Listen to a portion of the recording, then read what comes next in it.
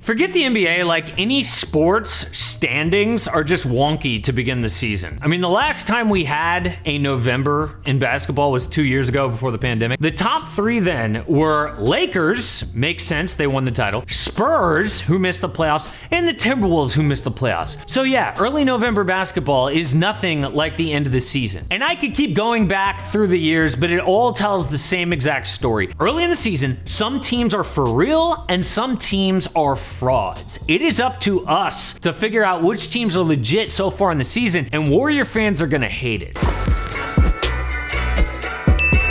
People cannot be objective with things that they love. So if I say that your team sucks, you just can't see it because you're a fan. I mean, I'm a big fan of my dog Dudley here. I'm pretty sure he's the cutest dog on YouTube.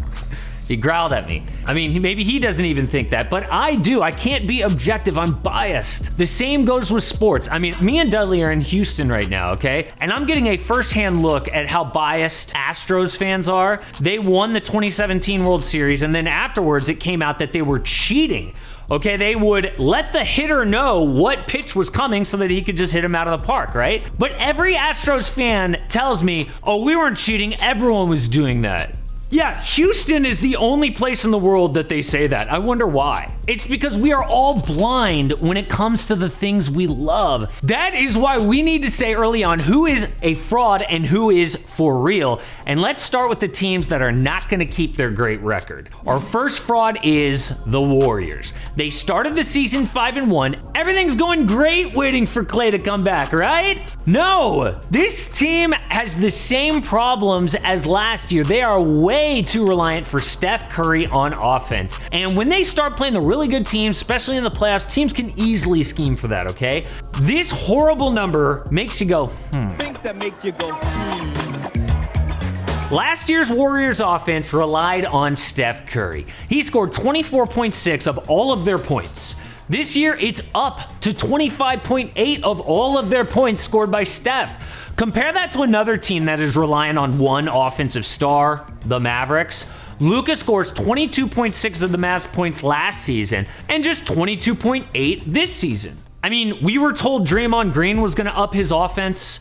People told me that Jordan Poole would be most improved, yet he's been average. Moses Moody and Jonathan Kuminga are clearly more for the future than they are the present. And the new players they brought in, like Otto Porter Jr. and Nemanja Bjelica, have just been okay. And combine that with the easiest schedule so far in the NBA, the Dubs record is about to tank. Our next fraud, the Chicago Bulls. And speaking of schedule, the Bulls have had the 23rd easiest schedule in the league. And I know, you beat the Jazz, but they didn't have Mike Conley, who is like crucial for that team. However, one thing I was wrong about, and I can admit it, is Chicago's chemistry. They have definitely gelled with all of these new guys. They have a top 10 offense and a top 10 defense, and they are one DeMar DeRozan missed shot away from winning their first 6 games. What I don't like is these defensive stats. For example, the Bulls allow the most shots at the rim of anybody. They're dead last. Good defensive teams like Philly with Joel Embiid or Milwaukee with Giannis, they're all top 10 at shots at the rim allowed. I mean, do you really think Nikola Vucevic is suddenly going to become like Tim Duncan in the paint?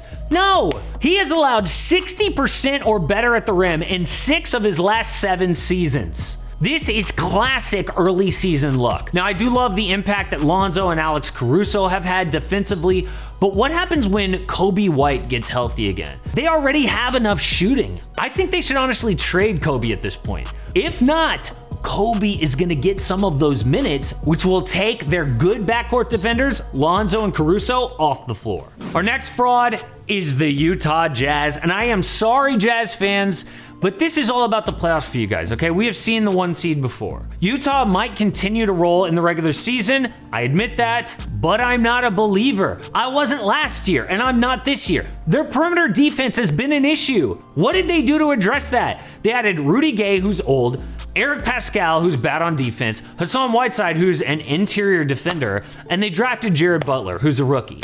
As long as their D relies solely on Rudy Gobert, why do we think anything's going to be different in the playoffs? I have been wrong about the Jazz falling to a play-in spot, but in the playoffs, they are still an early exit.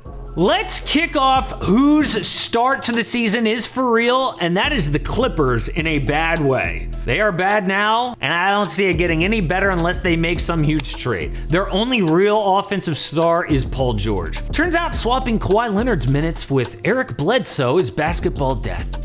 The Clips are top 10 in defense, which is awesome, but they're 26th in offense. Bledsoe is a good defensive guard, but he is horrible offensively.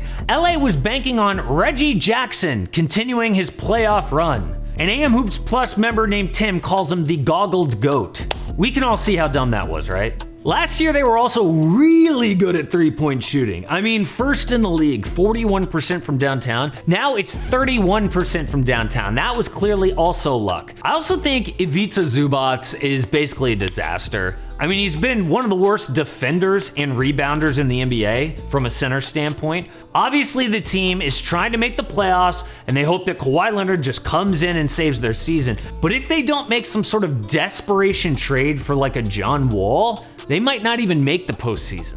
Our next for real team, this is positive, finally, is the Heat. Their defense is so legit. They are fun to watch. #1 in the league, and I think that sticks the whole season.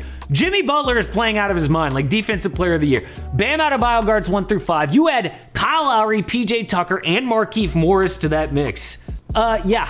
And what about the offense? Well, right now they're top 5. Are we seeing a 2004 Detroit Pistons with better offense? I know Heat fans are hoping so because they really don't have any true offensive superstars on this team that can like match Kevin Durant or Joel Embiid shot for shot. But the biggest reason that I like the Heat and think they're for real is hashtag Heat culture. I know that word gets thrown around a little too much. But think about the vets on this team. They are not going to let them get complacent in the regular season, okay? Jimmy Butler, Kyle Lowry, I mean, if they start to slack in the regular season, looking toward the playoffs, those guys will whip them into shape. You know who else is for real? The Lakers. It took 7 games, but Frank Vogel finally benched DeAndre Jordan. You cannot play a traditional center on a Russell Westbrook team. Everybody knows that. Anthony Davis is now the starting 5. That will fix a lot of their issues. Also, the shooting guard for now is like Avery Bradley. I honestly don't think that's the solution. They're going to get Trevor Ariza, THT, Kendrick Nunn back and healthy, and they'll figure it out. LA's got so many options. I think the roster issues were way overblown. They've been missing like a third of their squad. Obviously, though, the actual concern is defense. Okay, their defensive talent on the roster went way down this offseason, shipping out guys like Caruso and KCP and those guys, and bringing in like Carmelo Anthony, Trevor Ariza, Wayne Ellington, Russell Westbrook. But the positive signs I have seen, I really think that Anthony Davis has been like mailing it in some possessions. I think he can get a lot better than he's been. And they also do have an elite defensive head coach, which always raises the floor of bad defensive rosters. If they can even play like a top 10 defense, then yes, the Lakers do make another finals. And speaking of early in the season, who is for real and who is fake, Dudley wants you to look at this video right here because it is the top 5 rookies so far this season.